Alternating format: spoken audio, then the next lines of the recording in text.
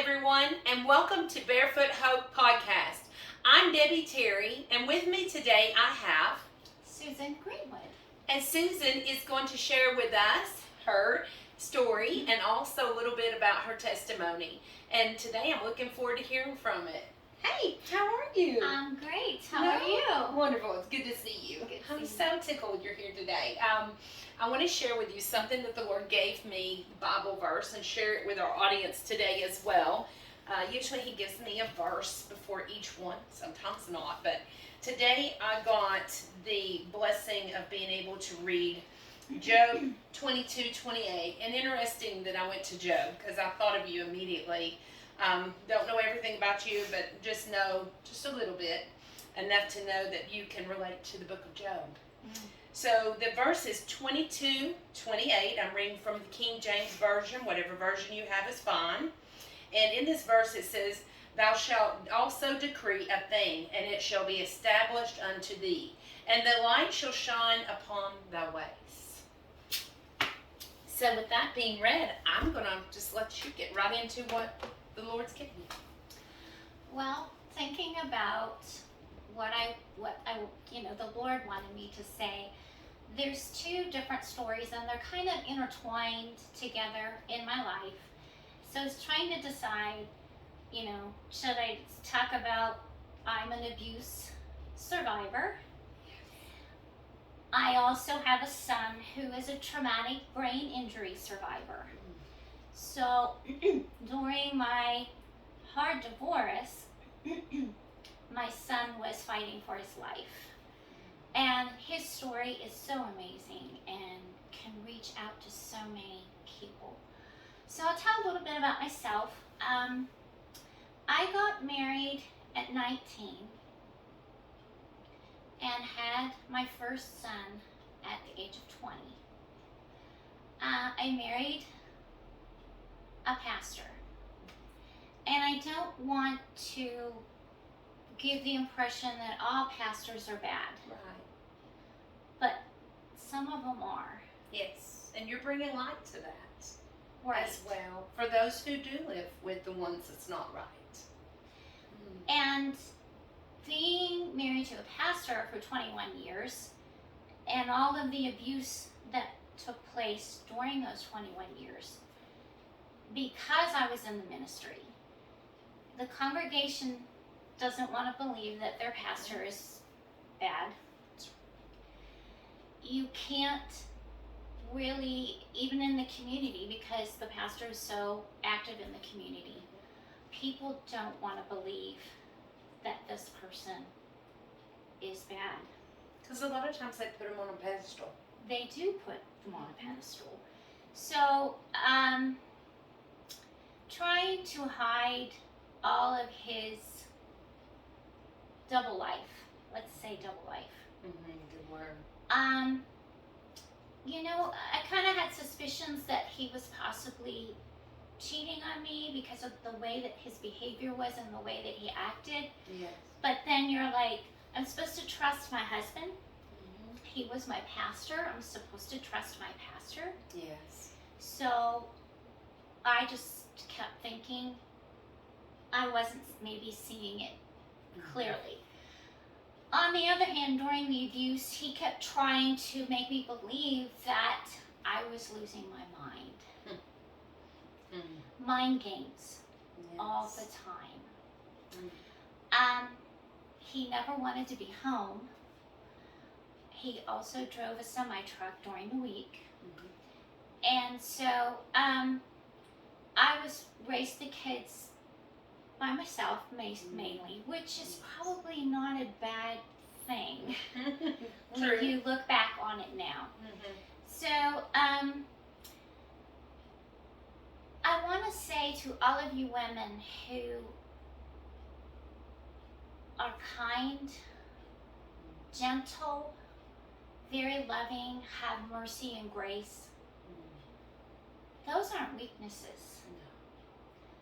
Those are beautiful qualities from the Lord Jesus, and we need to embrace them. Yes. But there are people with specific personalities that look at those qualities as as a weakness and an easy target. That's right. So, with that being said, I was very naive, brought up on a farm girl. Same here. Was not real familiar with the world. Simple life, I'll call it. Yes, we worked hard. We ate like kings. Yes. We didn't have a lot of money, but we had a beautiful life. We served the Lord. We loved the Lord. I accepted Christ as my Savior when I was 12. So, and I'm not perfect. I don't want anyone to think that I am. No. But I was an easy target. That's right. And so, not only have I been diagnosed with post-traumatic stress disorder from the abuse, but I've also been diagnosed with brainwashing. So, you're taught all your life you can't be divorced. Right. And then I'm married to a pastor. You cannot divorce a pastor. Absolutely not. God will be against you. And I had people come to me and say that God would have nothing ever to do with me again because I divorced this man. And that's not true. That's not true. That's right. That is so not true. And I believed it for a short time. I'm going to fast forward here. I don't want to go into all of the details, all of the bad. I want to concentrate on what God has done in spite of all. Amen. Of the bad. Yes. Don't stay there. I got out. Yes. Thank the Lord. I escaped. I was,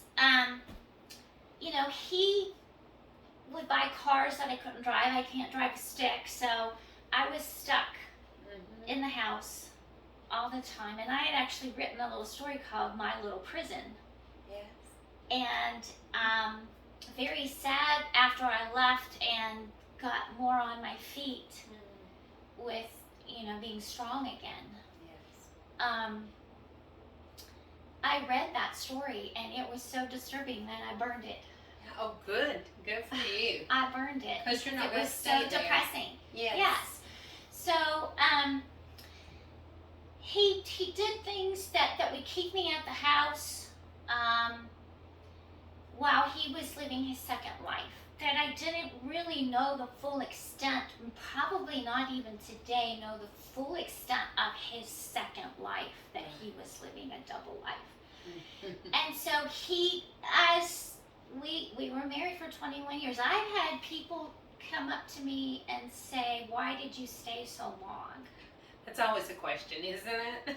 It's easy for people to ask that, but until they're in that situation, that scenario, you never can judge that person, and they don't need to, because that journey is that person's journey.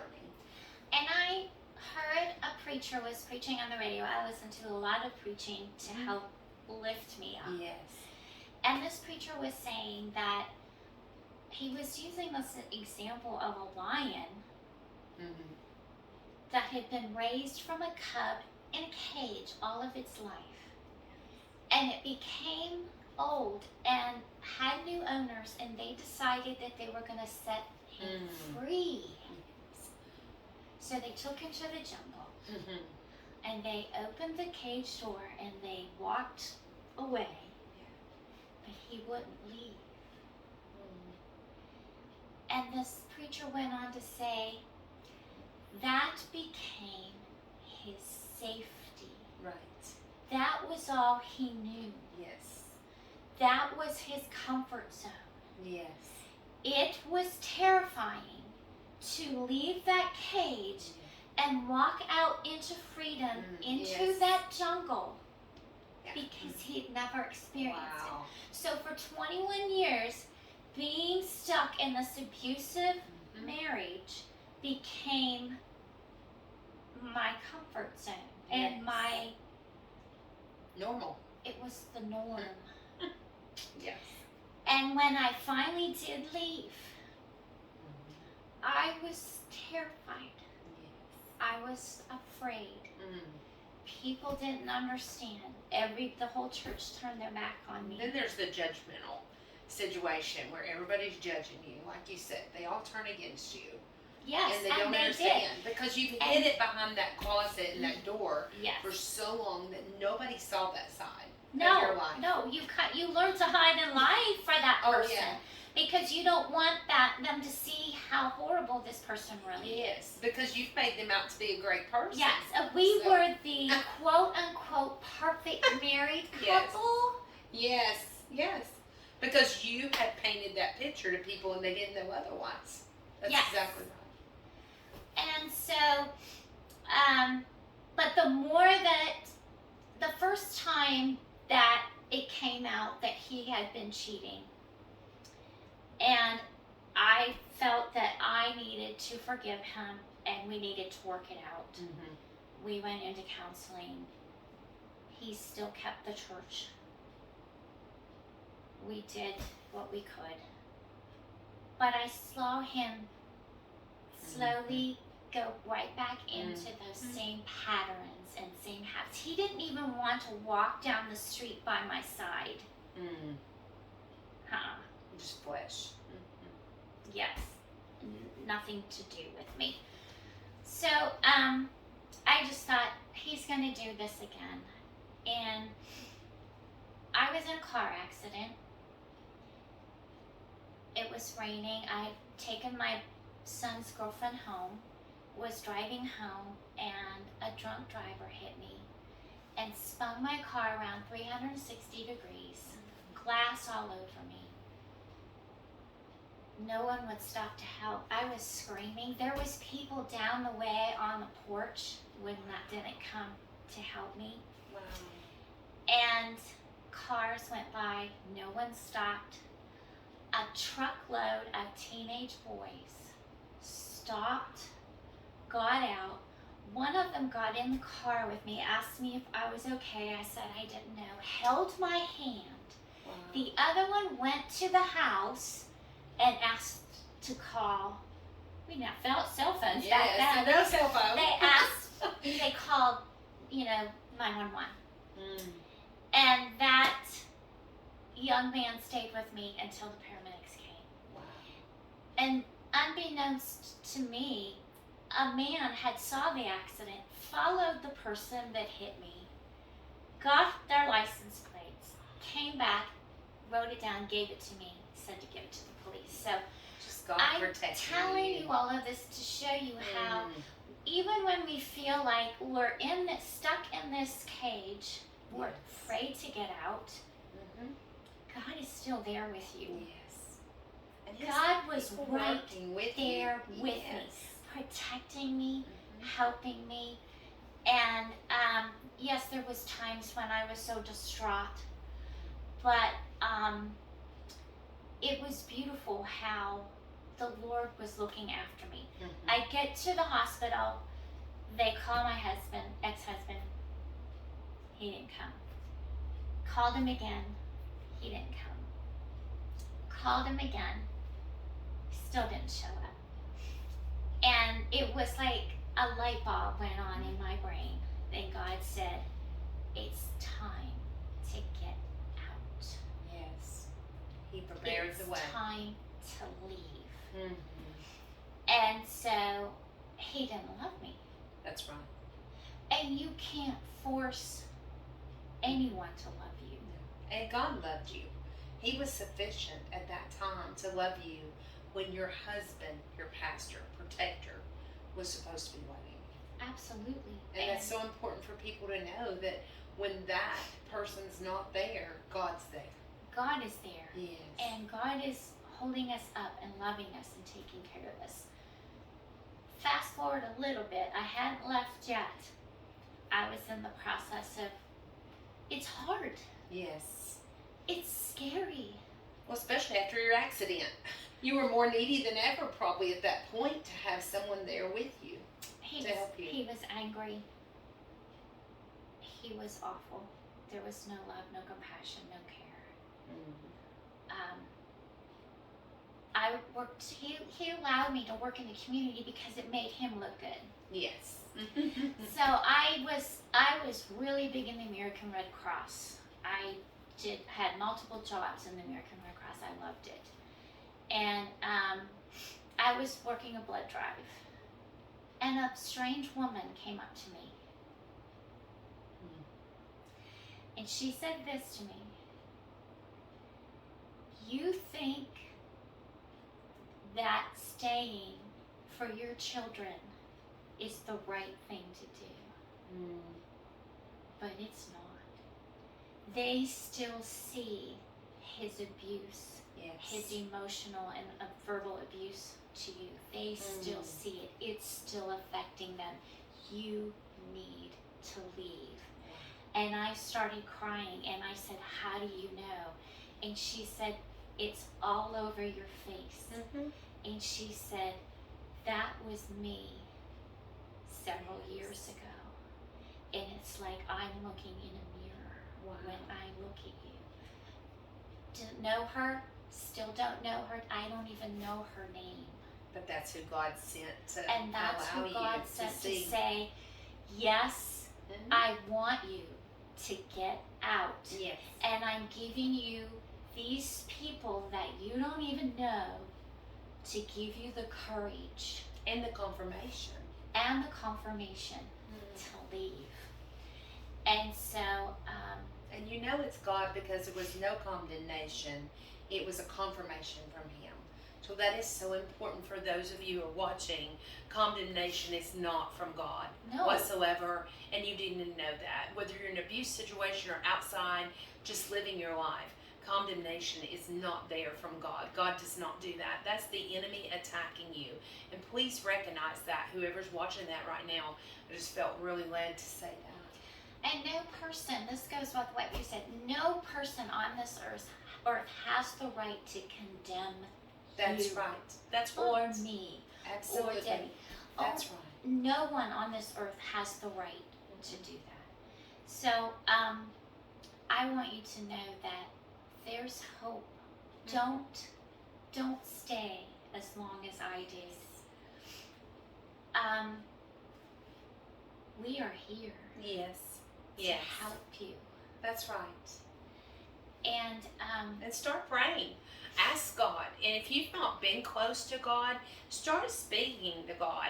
I speak to Him just like He's sitting right here with us today even. Yeah. And I just start telling Him, I need you to do this. I tell people, it's already here. So why not be here? Because God already knows what you're thinking. He's ahead of you. He's already gone ahead of you and prepared a path. And as she said, I love that line story. Thank you for that, because that is so important, because people don't look at abusive as putting the other spouse in a cage. And that is exactly what they're doing. yes, exactly. Yes. Because there's so much that he did to me. Yes. So much. But And God it's brought horrible. you through all of that. Yes, he did. Set you, and we'll fast forward to where you are today. There's hope. There is such hope in stories of what God's taken over. You know, and I lost everything twice in my life. Yes. But God had something so much better Well, for me. I always say I had to lose everything to gain everything. Yes. And that is Joe. that is the term that I tell people. None of that mattered, and it doesn't matter now. I mean, you know, and even the people in our lives, when we lost them, they come back better than they were before. Yes, absolutely. And you know, it's a blessing to get them back, because we're better and they're better when it does come back around. So, and some never come back around, and that's just the way God planned it. I want to fast forward. Do I have Yes. time? Wait a few more minutes, yes. I want to fast forward to when I left. And there was family and people that felt that he didn't necessarily want to kill me, but he wanted to destroy me, or he wanted to cut me up Yes. and hurt me, and he still does today. Yes. After I left, I moved to Florida to get far away. Now, you don't have to do that. No.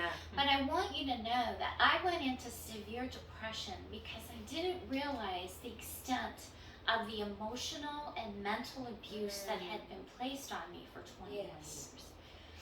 And I cried for a week and a half.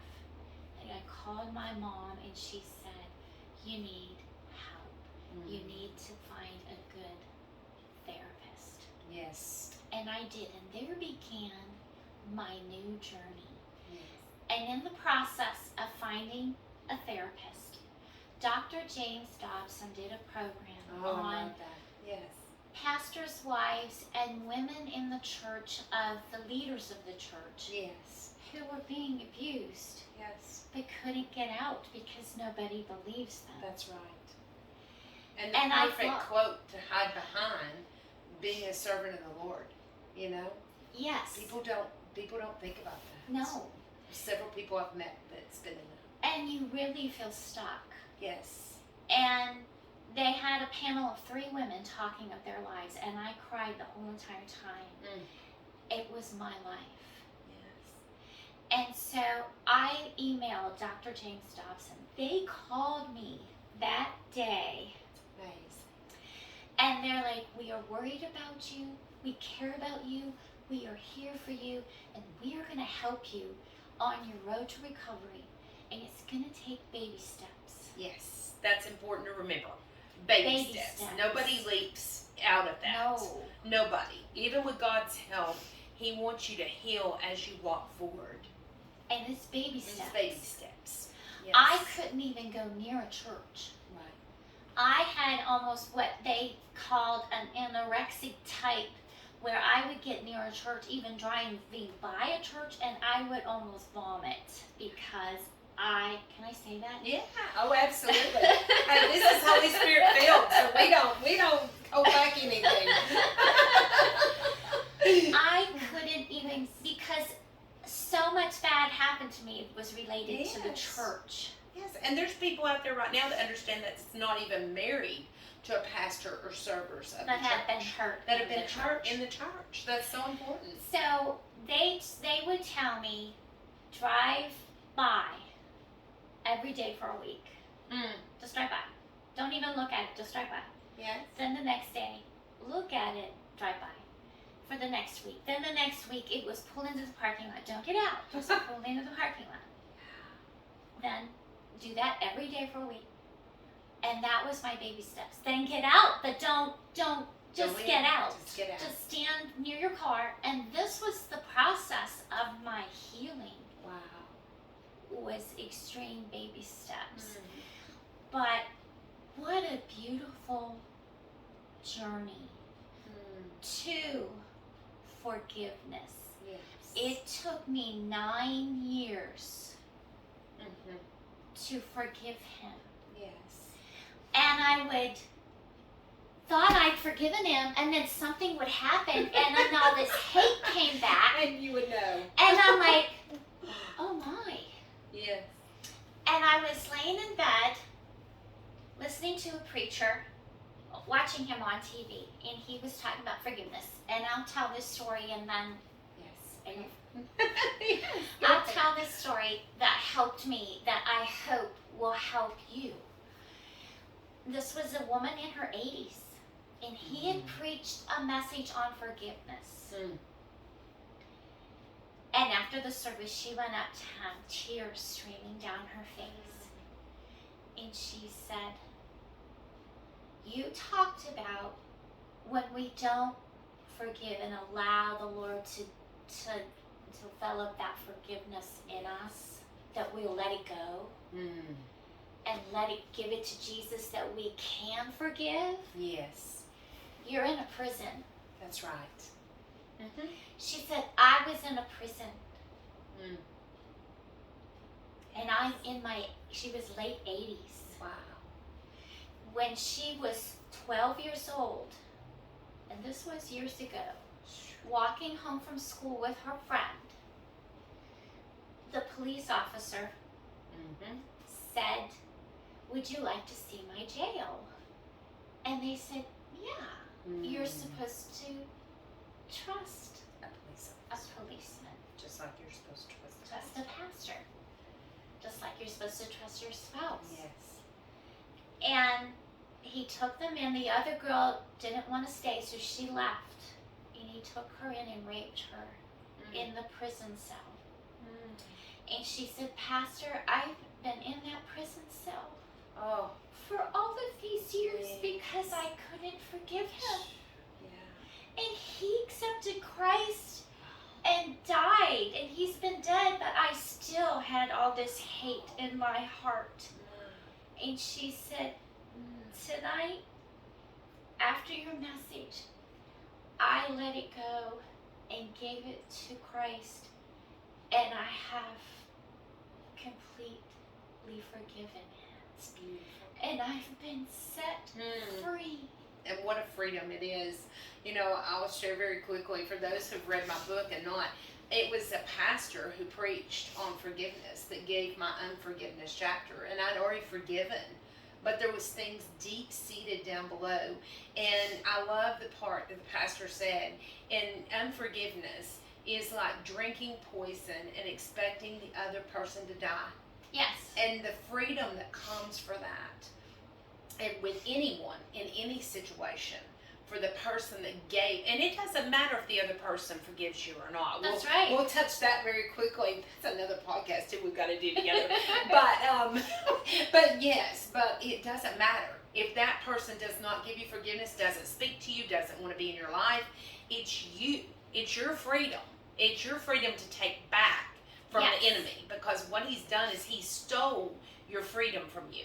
And until you forgive this person completely, there is no freedom for you. You will be in that prison she's talking about, just like that lady, 60, 70 years plus of being in jail. In that with cell. that abuse. Yes, absolutely. It's amazing.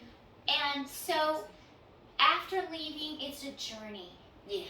And it's a journey of steps. And it's a journey of relief. At first it was relief. Yes. Then it was anger. Yes. Then it was hate. Yes. My had to come out. Yes. I had to let it out because I kept hiding it. And it's a grief. Let it. It is. It is a grief. The divorce is just like a death. Worse, the person's still there, and they're still doing things to you. Yes. Most of the times. Some people are lucky they walk away and never bother them. For those of us who they've continued to cause alienation or issues or problems, it's still there. a life journey. Yes. But you have to give that to God and let him deal with that other person. You cannot let rule your life. That's right. And then the 9th year was the year of my letting it go and forgiving completely, and the freedom. Yes. Yes. And we just can't. It's amazing. Yes, the freedom is amazing. It's so beautiful, the forgiveness, and how the Lord brought me to that point where it's a just give it to me. That's right. It's beautiful. I want to thank you for sharing. I know there's so much more that we're going to talk about because our stories relate, so much, and we really are a lot alike. Yes, a lot alike, and we've touched base on that a little and not had enough time, but we want to thank you all for joining us today, and you can see more of the podcast at DebbieTerry.com, then click on Barefoot Hut Podcast. There's several different options with Spotify, YouTube, all of the other issues we'll cover in time. But we want to thank you today for joining us. And remember, if we leave you one thing, please remember, it is that first baby step that you need to step out. And there are people there for you. Don't feel like that you don't have anyone there, because I guarantee you, I've been there, she's been there, and anybody else that's talked about this and come out with this will tell you, God puts someone there just for you to start that baby step process. And we look forward to seeing you again. Take care. See ya. See ya.